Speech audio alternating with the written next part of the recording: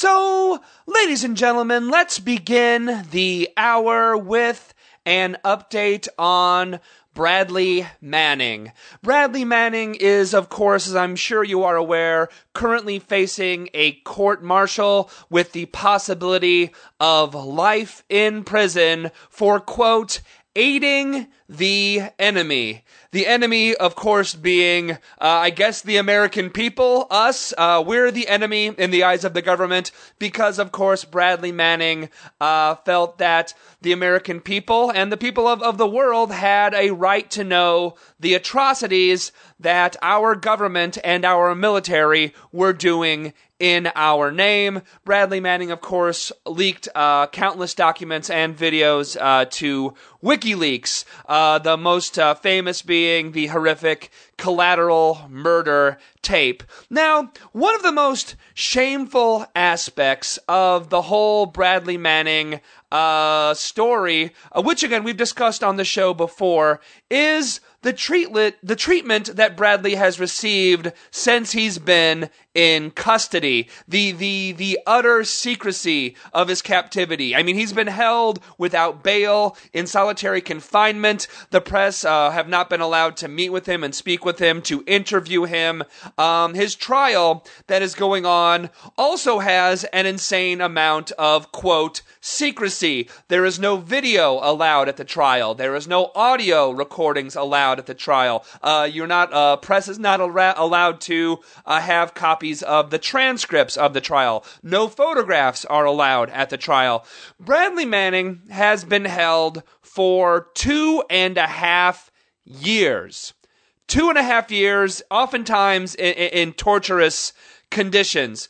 And for 2.5 years, the world has actually never heard Bradley Manning's actual voice. I mean, we never have, because again, he's been held in a place where the press is not allowed to interview him. He's been held without bail, and so he's actually never been allowed to actually speak, so the world can actually hear his voice and actually what he sounds like. Now, you'll remember a couple of weeks ago, Bradley Manning gave a statement in his court-martial case explaining why he did what he did, why he leaked the documents to WikiLeaks, while he actually pled guilty to some of the charges against him. And while no recording devices were supposedly allowed in the hearing, it actually turns out, ladies and gentlemen, that someone, and we really do not know who, someone actually had a recorder and recorded Bradley Manning's entire statement. Now, the group, the Freedom of Press Foundation, which has people like Daniel Ellsberg on the board, it has Glenn Greenwald on the board, our buddy Josh Stearns is part of it. The Freedom of Press Foundation has released the full hour-plus audio of Bradley Manning's statement. The entire hour 8 of his actual statement. And I have to tell you, ladies and gentlemen, the whole thing is worth listening to. If you have an hour, you should listen to it. And we're going to play a couple of clips from it. But I'm going to be honest with you, the audio is actually not of the best quality, which, and honestly, it's kind of hard to understand, which again, it's understandable. It's not like they were going off of a microphone that was there in the court. This is not an official recording. This is some type of, someone smuggled in a recorder and got this. So what we're going to do is we're going to play a couple of short clips of Bradley Manning talking about, the first one we're going to play is Bradley talking about the infamous video that he leaked, which has since been dubbed collateral murder, where a U.S. Apache helicopter slaughters a group of people in Baghdad, including a Reuters journalist, and then they proceed to slaughter a group of people who came to help those who were shot and killed, including some children. Again, I want to warn you, the quality of this audio is not very good, but honestly, folks, I feel that I have to play it, considering this is a man whose very voice the government has not allowed to be heard. This is the voice of a man who the government wants to be silenced, who does not want his story getting out, and who goes through great lengths to see that his voice isn't heard. I want to play it here. This is a clip of Bradley Manning from his trial in leaked audio, in his own words, describing just what he saw. Take a listen. The most alarming aspect of the video to me, however, was the seemingly delightful bloodlust the air weapons they appeared to have. They dehumanized the individuals they were engaging and seemed to not value human life by referring to them as, quote, dead bastards, unquote, and congratulating each other on the ability to kill in large numbers. For me, this seems similar to a child torturing ants with a magnifying glass.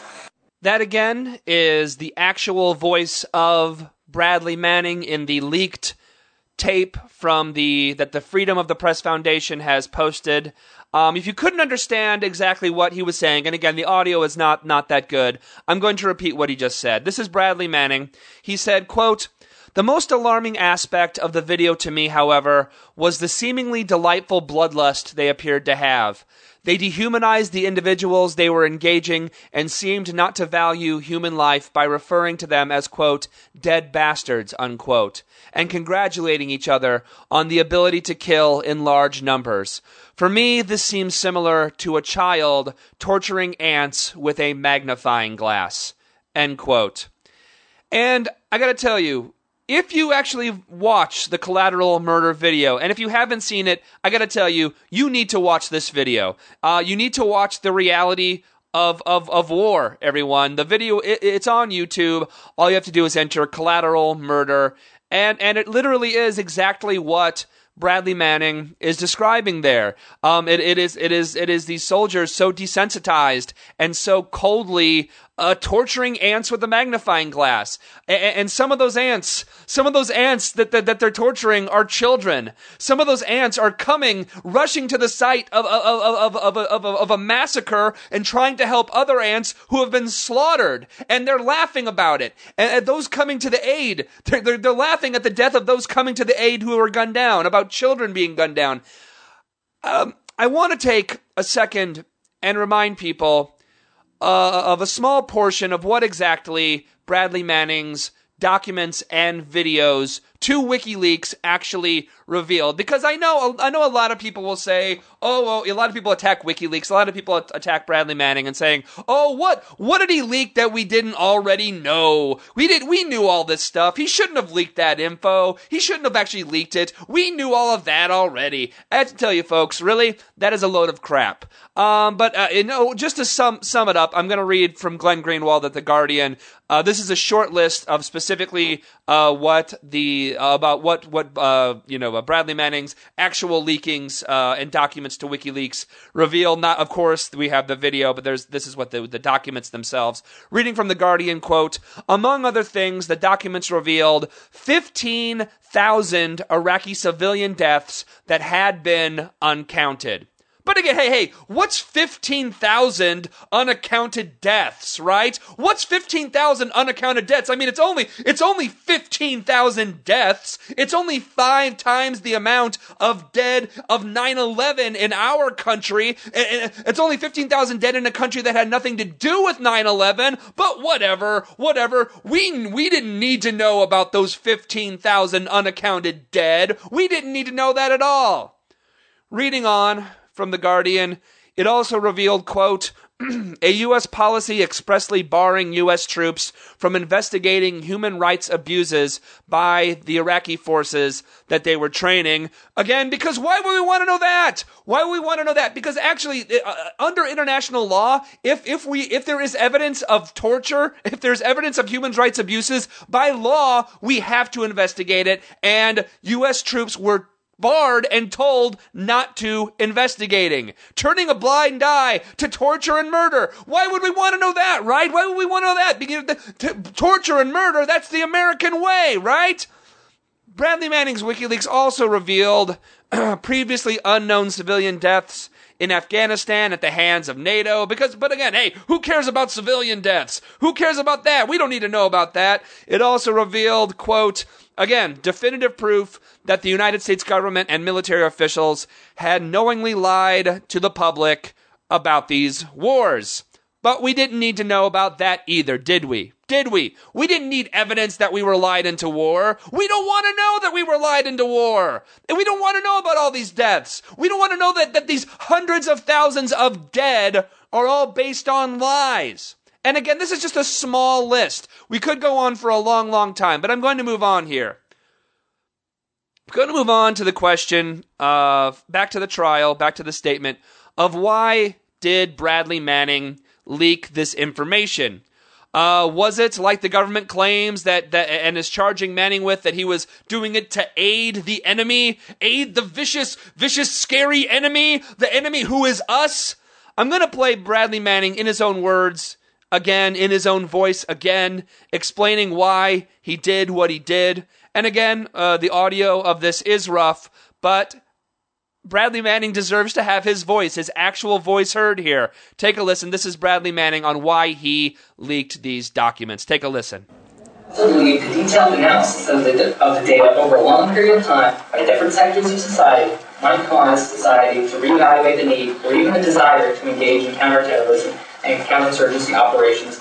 Again, that is leaked audio of Bradley Manning in his own words. If you couldn't understand the recording, here is what he said. He said, quote, "I also believe the detailed analysis of the data over a long period of time by different sectors of society might cause society to reevaluate the need or even the desire to engage in counterterrorism and counterinsurgency operations," end quote.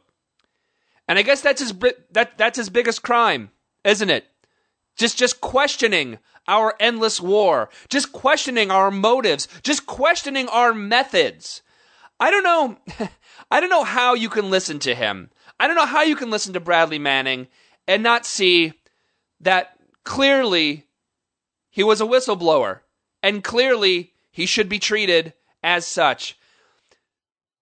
Speaking of whistleblowers, Daniel Ellsberg, the famous leaker of the Pentagon Papers, wrote an amazing piece at the Huffington Post about Bradley Manning and about this tape. Again, Ellsberg is on the board of the Freedom of the Press Foundation.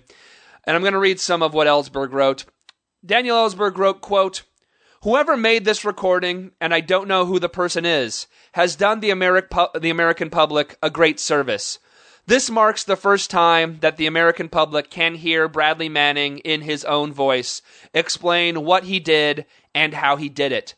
After listening to this recording and reading his testimony, I believe Bradley Manning is the personification of the word whistleblower," end quote. And he would know, wouldn't he? He would know, being he's the most famous whistleblower in the history of our country. He actually goes on, quote, this is again Daniel Ellsberg, he goes on to say, quote, "Manning faces some of the exact same charges I faced 42 years ago when I leaked the Pentagon Papers to the New York Times and 18 other papers. The only difference is I was a civilian, so I could stay out of jail on bond while the trial was going on, and I was able to talk to the media throughout. I took responsibility for what I had done on the day of my arrest, and I was able to explain why I did it. But thanks to the judge's rulings in Manning's case, the public has barely heard anything from Manning at all," end quote. Which is true. Which is absolutely true. All we hear is the government side of this. All we hear is the government's version of this. The government trying to cover up the shame of what they'd done. Ellsberg goes on to say, quote, "The second thing Manning did with his statement, which you can finally hear today, was to explain his motives. They were the same motives I felt 42 years ago. We both felt the horror of reading about deceptive and even criminal activity. We both felt the public needed this information and should have had it years ago, so we both released classified documents about a bloody, hopeless war. Such criminal, dangerous, and deceptive behavior by the government can only be changed if Congress and the public are informed of them. And when official secrecy allows the government to cover these facts up, the only way to bring them to the public is to break secrecy regulations," end quote.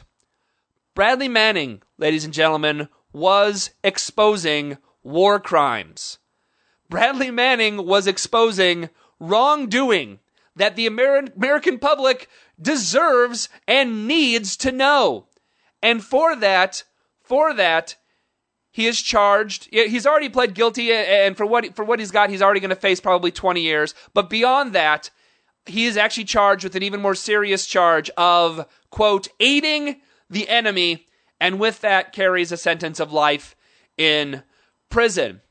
You know who doesn't face those type of charges, those, quote, aiding the enemy charges?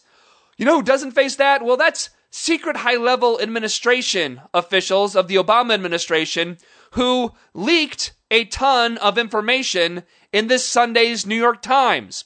I don't know if you saw this, but there was a puff piece on the assassination of Anwar al-Awlaki and the secret targeted killing program. I don't know if you folks saw the article, but it was sickening. And I gotta tell you, the New York Times ought to be ashamed of itself. I'm not going to spend a super amount of time on this. If you want to read the dissections of it, which you should read Marcy Wheeler's reporting on it. You should read Kevin Gostala's reporting on it. You should read Glenn Greenwald's reporting on it. But let me just get in a summary here. What the New York Times did was essentially hand over the front page of the Sunday New York Times to anonymous government officials to anonymously defend secret assassination without due process.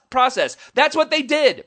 These secret anonymous government sources supposedly gave the Times evidence of Awlaki's guilt. The same quote evidence, by the way, that the government refused to give to the ACLU in lawsuits back when the ACLU, at the behest of Awlaki's father, was trying to get the government to actually charge Awlaki with a crime before they actually assassinated him. But no, the government wouldn't charge him. The government wouldn't release the information. They said they couldn't because it was, quote, a secret. It was state secrets. What they're doing now, what they're doing right now, everybody, is our government is trying him. They're putting him on trial in the court of public opinion instead of an actual court of law. And they're doing this after the fact, after he was assassinated. And the New York Times happily went along with it.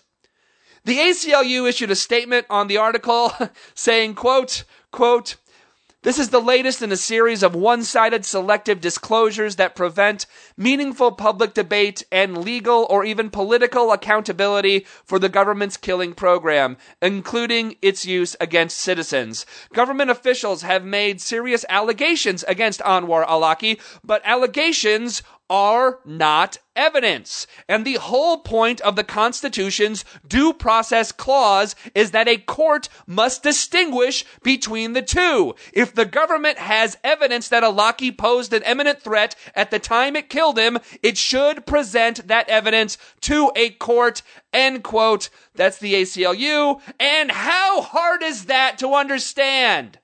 How hard is that to understand? How on earth is that in any way, shape, or form a radical stance to have? Was he, quote, a bad guy? Was he a bad guy if you want to look at it like a 2-year-old? Was he a bad guy? Probably. But you know what? It doesn't matter. We have laws for a reason. We have rights for a reason. The New York Times article reads like a propaganda piece for the United States government, and it's in the paper of record on the front page of the Sunday Times. If you don't think the piece is skewed, I want to point out one thing that a lot of people missed because a lot of people actually read the New York Times online now. That's the way a lot of people, at least a lot of people in the progressive blogosphere, read the Times online. But I gotta tell you, folks, we actually, my wife and I, Kate, or the Kate as many of you know her, we actually get a physical copy of the New York Times on Sunday because I like reading an actual physical newspaper on Sunday. My wife mocks me and calls me an old man over this fact, but it's true. I actually like having an actual paper and not staring into a computer all the time. But so let me tell you, in the print edition of the New York Times for this story, this glowing, justification of assassination without due process, the pictures that accompany it are very, very telling. The pictures with the article actually say as much as the story itself does. There is, and I'm going to post this on MatthewF.net. I took a picture of it so you can actually see, because again, this isn't what the online article looks like. But in the actual print edition of the New York Times, on this article, giving the government's reasons, but not really saying this is just the government's reasons, there's this giant picture of President Barack Obama and Joe Biden and a bunch of military men in uniform, all with their hands over their hearts. They're either, I don't know, they're singing the national anthem or doing the Pledge of Allegiance. I'm not sure. But it is a very solemn and serious, patriotic photo of serious Americans making serious decisions to protect all Americans. Now that's the top of it. Underneath this photo of all these officials in uniform putting their hands over their hearts and being serious, underneath it, there are 3 small mugshots of scary-looking brown people. I don't know how any other way to put it. That's what it is. There's 3 scary-looking mugshots of scary people below them. And people, look, pictures are worth 1,000 words. You know, here we have these brave men, these brave warriors. Look at them in their uniforms with their hands over their hearts. They are there. They are protecting you. And if they feel the need to assassinate an American citizen without due process, well then, who are you going to believe? Who are you going to believe? These men in uniform, these men with their hands over their hearts, or these scary looking people in the mugshots? You're not going to believe the scary people, are you? No, trust the people with their hands over their hearts and wearing the uniform of the United States military. I gotta tell you, I'll post the photo again on our website, which is MatthewF.net, so you can see it, but it is shameful. It is utterly shameful. I want to go back to Bradley Manning here, though. And the question I posed a minute ago, is the Barack Obama administration going to pursue the leakers of this classified information that is in this front page New York Times story? Are they? Are they going to go after the reporters at the New York Times like they go after Julian Assange and WikiLeaks? Of course they're not. Of course they're not, because these leakers are defending the administration. The administration's illegality, by the way. They're defending it. And so these leaks are fine to Barack Obama. These leaks are perfectly great to Barack Obama because they serve his purposes. And Bradley Manning, right now, is currently facing life in prison for shining a light on and leaking government information about actual war crimes and wrongs that our government is committing and committed in our name. This is justice, I suppose, in the Barack Obama administration. We'll be right back.